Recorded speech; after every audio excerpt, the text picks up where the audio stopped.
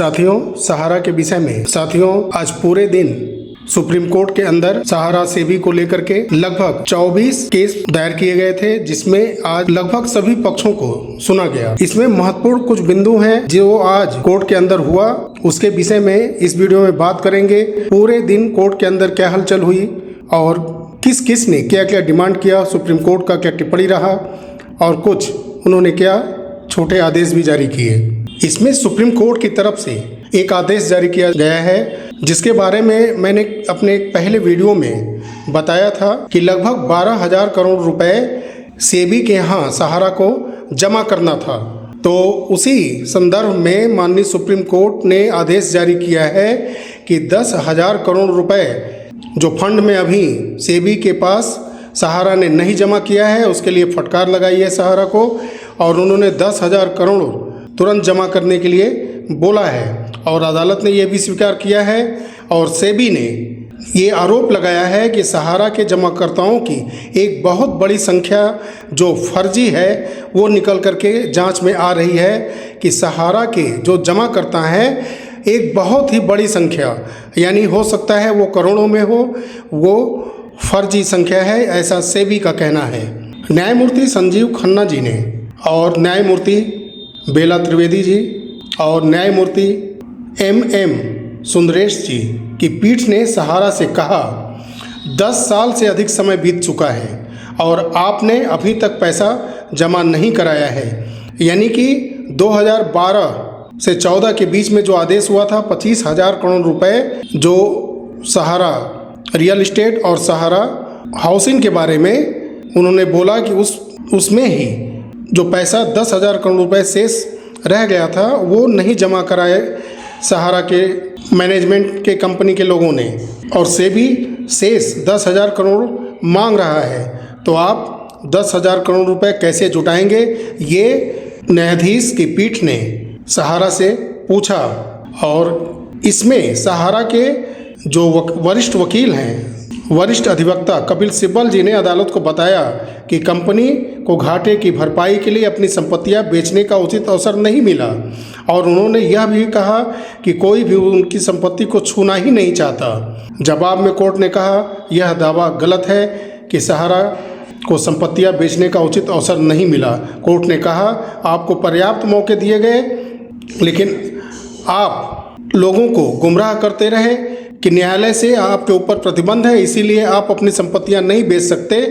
जैसा मैंने अपने पहले के वीडियो में बताया था कि इनके ऊपर कोई प्रतिबंध नहीं था और ये आम लोगों को बरगलाते रहे कि इनके ऊपर प्रतिबंध है, इसीलिए ये निवेशकों का पैसा वापस नहीं कर पा रहे हैं, अपनी संपत्ति को नहीं बेच पा रहे हैं। न्यायालय ने सीधे कहा कि सहारा परिवार की संपत्ति की बिक्री पर कोई प्रतिबंध नहीं है।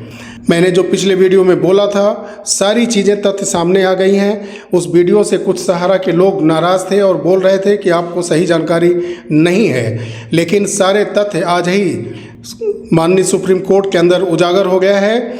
और जो 12,000 करोड़ रुपए लगभग सेबी के पास सहारा को जमा करना था, हो सकता है कुछ उसमें पैसे उन्होंने जमा किया था, वो 10,000 करोड़ रुपए जमा करना है।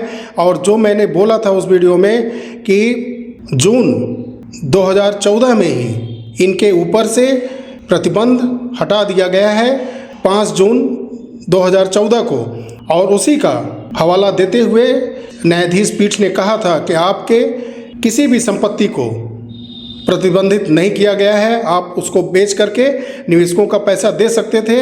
तो मैंने उस वीडियो में अपने बताया था कि ये गुमराह कर रहे हैं सहारा के लोग और ये बहुत ही बड़ा घोटाला किए हैं। और आज के ही हेयरिंग में सारा कुछ समझ में आ गया इनका, और इसके परिणाम स्वरूप न्यायालय ने सहारा को निर्देश दिया कि वह उन संपत्तियों की सूची प्रस्तुत करे जिन्हें वह बेचकर 10,000 करोड़ रुपए भुगतान कर सकता है। और तब जाके सहारा ने कहा कि 5 सितंबर तक न्यायालय को संपत्तियों की सूची वो सौंप देंगे। दिलचस्प बात यह है कि कोर्ट ने कहा कि सेबी ने आरोप लगाया है कि सहारा के जमाकर्ताओं की एक बड़ी संख्या फर्जी है, लेकिन इस पे कोर्ट ने कहा कि अभी पहलू स्पष्ट नहीं है, सारी चीज़ें स्पष्ट नहीं है, तो इस आरोप को अभी साबित नहीं किया जा सकता। जब तक कि पूरी रकम सेबी सहारा फंड में जमा नहीं हो जाती तब तक इसके विषय में विचार नहीं किया जाएगा।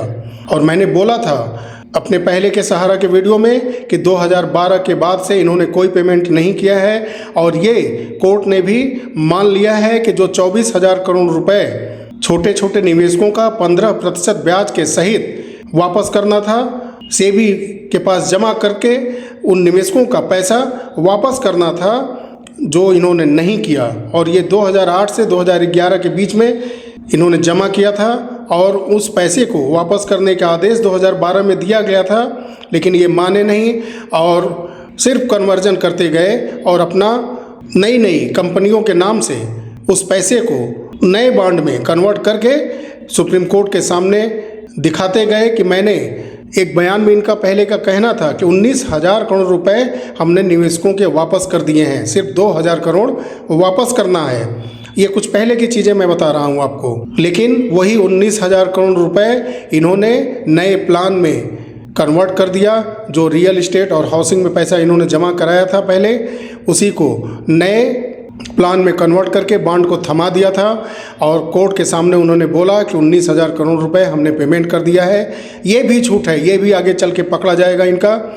और इसमें इस पर चर्चा हुई भी और इसमें आज चर्चा हुई भी। सहारा ने फिर झूठ बोला कि मैंने 95% निवेशकों का पैसा वापस कर दिया है। तो आप सोचिए इस बात को कि सहारा ये झूठ नहीं बोल रहा है। आज जो 13 करोड़ के आसपास निवेशक और एजेंट का जो पैसा देना बाकी है सहारा का, तब क्या वो 95% पैसा पा चुके हैं? जो कई करोड़ लोग लगभग पैसा लेने के लिए 12-13 करोड़ के आसपास निवेशक और एजेंट का जो पैसा बकाया है, तो क्या वो सिर्फ 5% में आते हैं? यानी कि 95% से अधिक निवेशकों का वो धन जब वापस कर चुके हैं, तो ये जो 12-13 करोड़ एजेंट और निवेशक बचे हैं, सिर्फ यही हैं, सिर्फ 5% के लगभग बचे हुए। और 95% का देश के लोगों का उन्होंने जो पैसा अपने यहाँ जमा कराया था वो दे दिया है? बिल्कुल नहीं।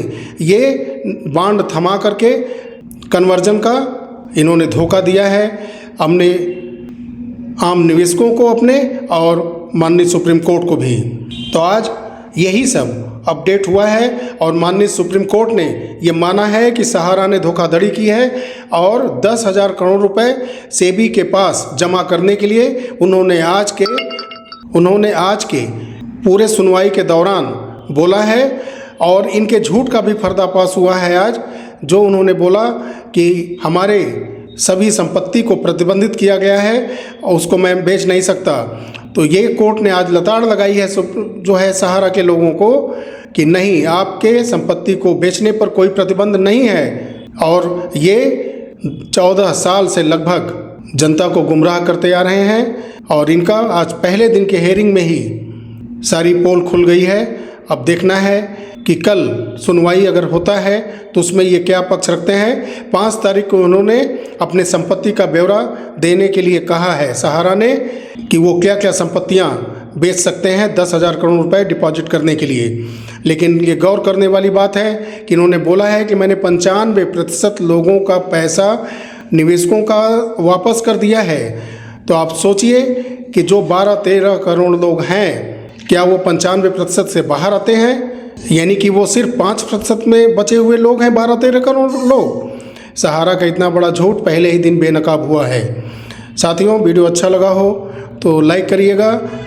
ऐसी सूचनाएं आपको जल्द से जल्द मिलती रहें, चैनल को इसलिए सब्सक्राइब करिए, बेल आइकन को प्रेस करिए, आने वाली वीडियो की सूचना आपको तुरंत मिलती रहे। मिलते हैं अगले वीडियो में, तब तक के लिए नमस्कार, जय हिंद, जय भारत, वंदे मातरम।